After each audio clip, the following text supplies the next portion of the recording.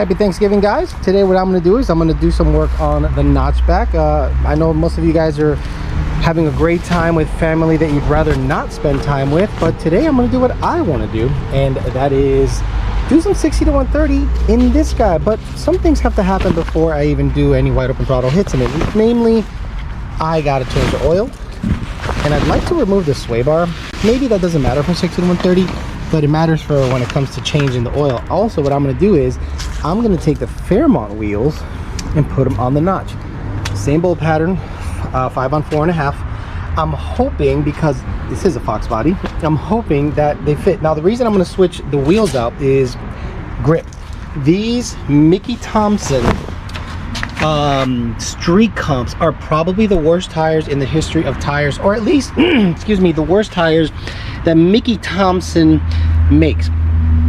Every single car I've seen that has these performs terribly, honestly. So just to give you guys specs on the wheels, a lot of you guys have asked about specs on the wheels. This is a 18-inch rim, 295 35 18 is the fitment. That's right. This sounds like, you know, fitment that belongs in S550s or S197s, but for whatever reason it looks really good on this car. And what we got is 15 by 3.5 V series welds on the Fairmont, and the rear are, I believe, boy, S somethings, I forget exactly what they were called, S77s. I think these are S77s or S71s, kind of old school. What I'm hoping is that these guys just bolt right up and that the offset isn't terrible, because I need grip. And these are very, very new ET Street R's that have been on this car for a while and haven't really got any runs. So first order of business is get the wheel swapped over, see what they look like, see if they fit. Then we'll get the oil change, and then we'll see if we can do Draggy 60 to 130 on this car just to see how it performs. So we'll see how all that goes.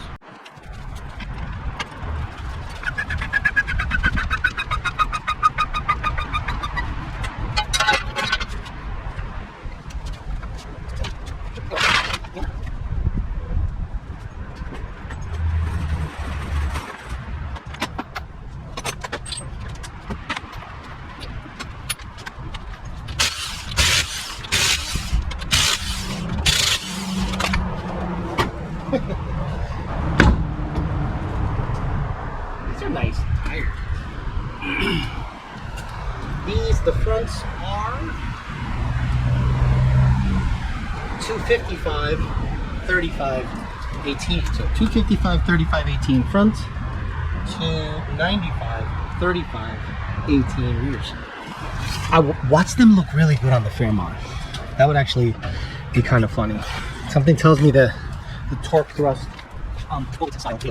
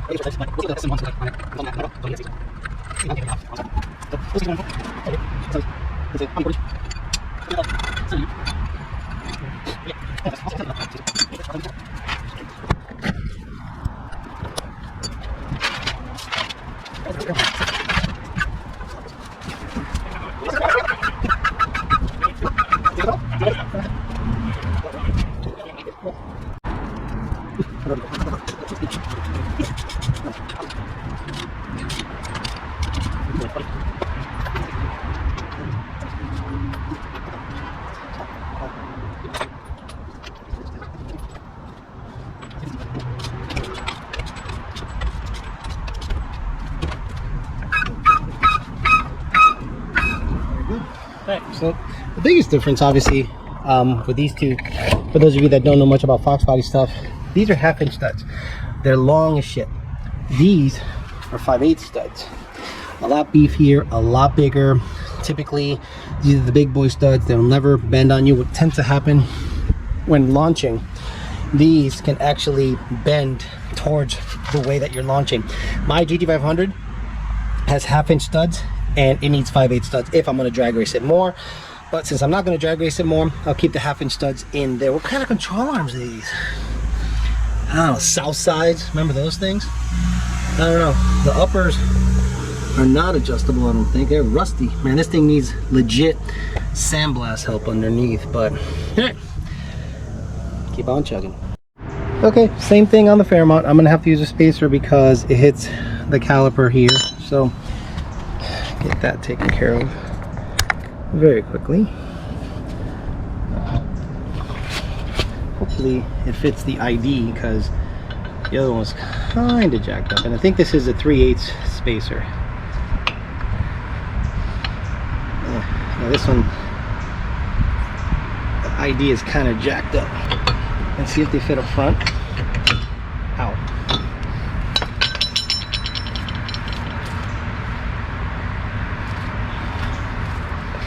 Yeah, they're a little tight, in my opinion. So we'll see if a 1/4" spacer is enough for this tire. Might as well get some use out of them. They're just sitting there in the Fairmont. Yes, sir. Looks like it's gonna fit. I'm running some strange brakes. Nice stuff. I mean, it's rusty because it's just sitting, but let's smack the brakes. And then obviously, for those of you that really didn't know what's going on with the rear end setup, it's got a UPR anti-roll bar, UPR coil conversion situation. It's ugly, but it works. Upper adjustables, welded diff, strange shocks. So yeah, this guy's you know, I went 870, so it's not fast nowadays, but for this car it felt like it was warp speed because it's a Foxbody. So let's get these wheels on and we'll see how they look on the Foxbody.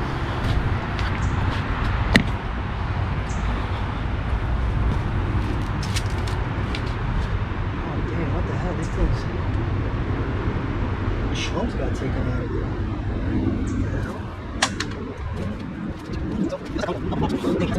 I think my first issue, these are flat. I thought they were conical like the GT500, but they're flat. Dang. Alright, I'll figure it out. We'll see if it even fits. These were heavy, holy shit. Yeah, they fit like a glove.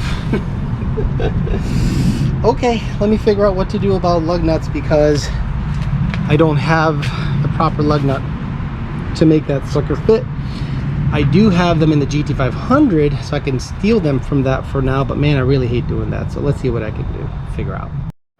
Okay, this is definitely not going to work with the rears. A couple of things. I don't have the lug nuts, actual lug nuts to make this guy fit, and I mean, this is kind of baller, isn't it? I kind of think it looks cool, but the 5/8 studs are not clearancing. It's too tight of a fit, and then at the back of it, it's got a step, so it's definitely not going to work. So I need grip in the back. Luckily, I bought something for this car that might work out. So problem still though is the lug nuts. They take a shank style flat lug nut. I'm gonna have to piece some together. I think I have enough to put something together. Worst case, I can borrow some from the GT500 and buy another set because the GT500 is not going to move for a little bit because I got something cooking for the GT500 I think you guys will like in terms of data. But let's get these guys on, put it on the ground, see how it looks. It does have a set of NATO 555Rs, like period correct. 275 50 15. That's the size. It's like a 26-inch tall. Oh, it's light. It's super light. Oh yeah. Does it need a spacer? Yep, so right here, it's rubbing.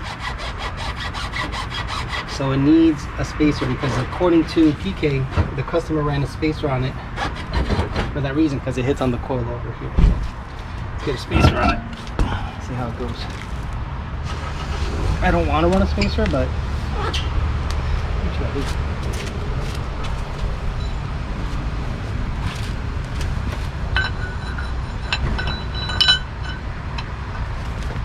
fit nicely.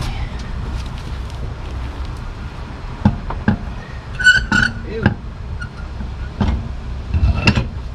Look at that. Beautiful. All right. So I got to get the shank style lug nut. Get it on there.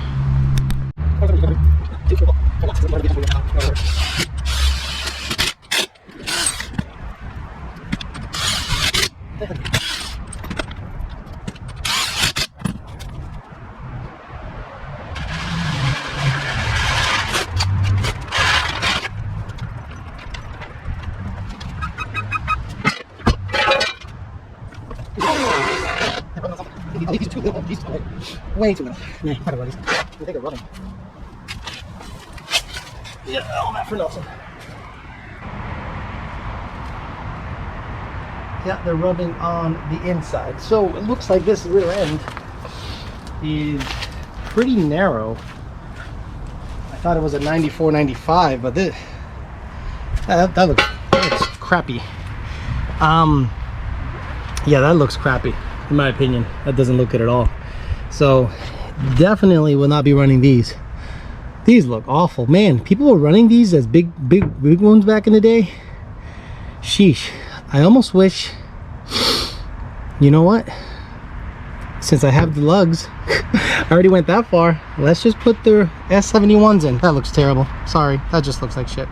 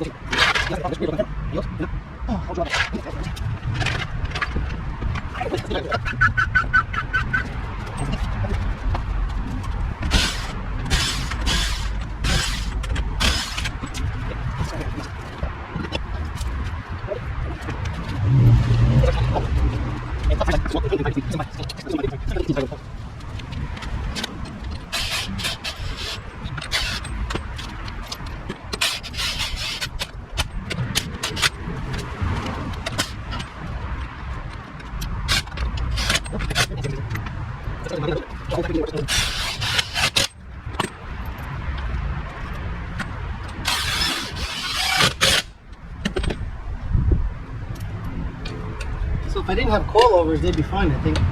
But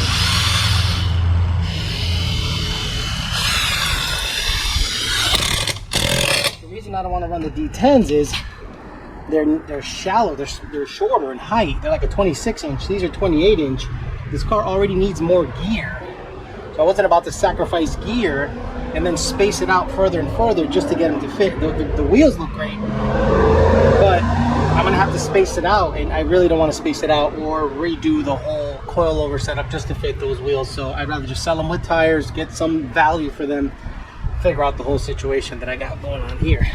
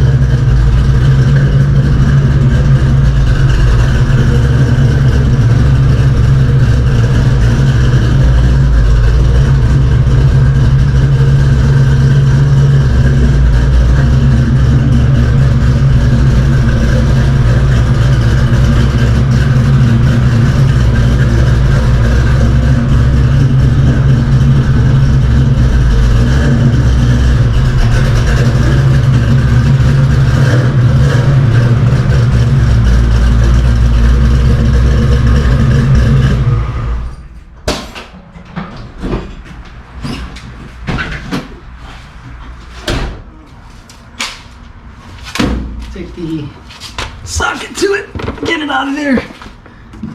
Because, and the other thing is, the other reason I want to take the sway bar off is because I know some of you talked about, oh, you could just run a spacer and you could space the, shut up. I'm just taking the sway bar off because that's stupid. And if you have a drag car or meaning to make, this is not going to be a handling car. It's going to be a straight line deal. So definitely going to take the sway bar off the guy. So none of this BS where I have to like start gerrymandering stuff just to keep a sway bar. Screw that.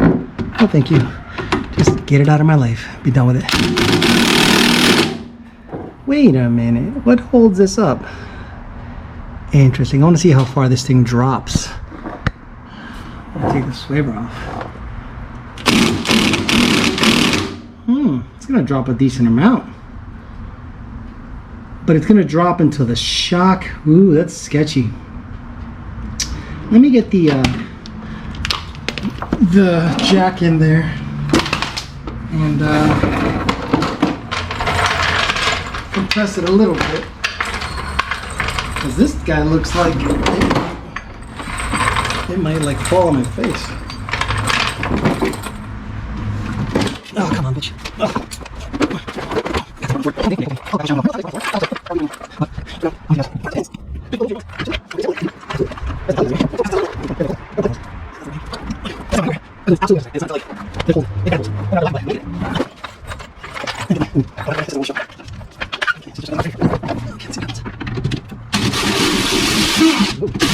That dropped quite a bit. That would have been pretty bad.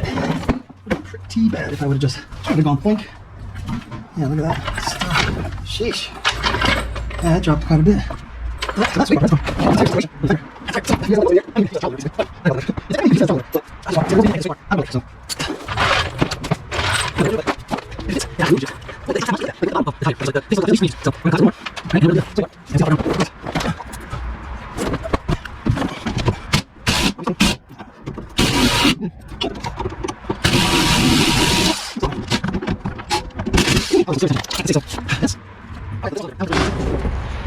My lord. So, sway bar's off. Tons of room for activities now. I'm not going to show you the oil change. We all know what an oil change looks like, but it looks like they tied a auxiliary like motor mount to this. So I'm going to tighten these bolts up again and let that motor mount work, because it's kind of a neat idea. So I'll get these guys tightened again before I get the car back on the ground, because that little auxiliary motor mount kind of neat, but maybe not necessary, but still kind of neat. So I'll leave it up there.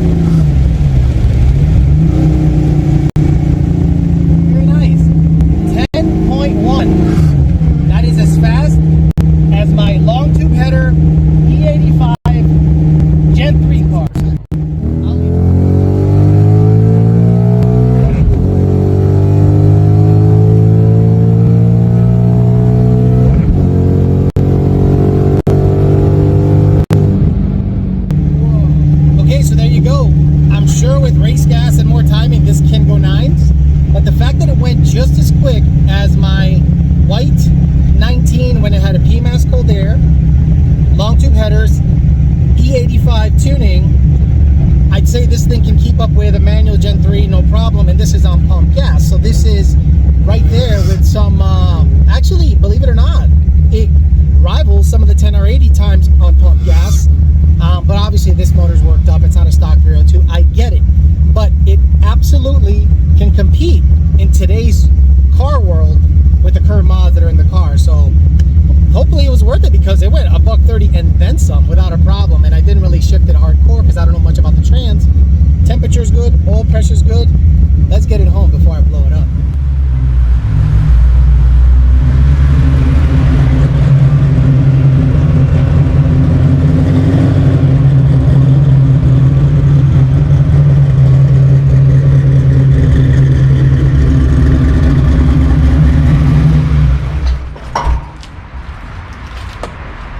Needs the idle lowered, but what a ride. What a ride. That was a lot of fun, actually. So there you go.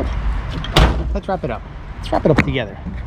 So this car, after putting on the Fairmont wheels that, you know, it went 870 with those wheels, because I wanted to make sure I had grip, I was starting to notice that it was losing traction in second gear at about 4,500 RPM. So I said, let me make a lot of variables, you know, not a factor here. So grip was one of them, and luckily everything fit, had everything, and it looks so good. I understand I'm gonna go period correct eventually. 15 by 10.5 with a 6.5 inch back spacing, drag light in the back, and a 15 by 3.5 in the front. Eventually I do have some V series rears that I'll probably put on if I do want to actually go to the track, but it fits great.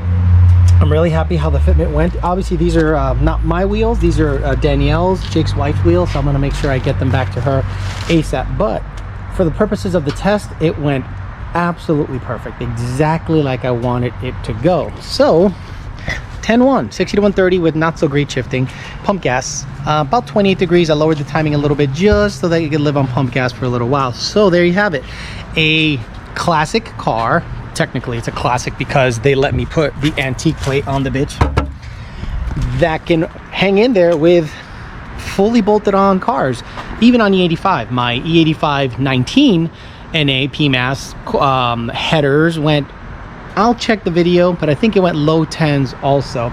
So I have no problem racing somebody that has a E85 Gen 3 and mess around with it. Eventually it'll get on race gas. I'll get a UPR K member because I just so happen to have a small block Ford UPR K member, and guess, take a wild guess as to where it is, guys. Take a big guess as to where it is.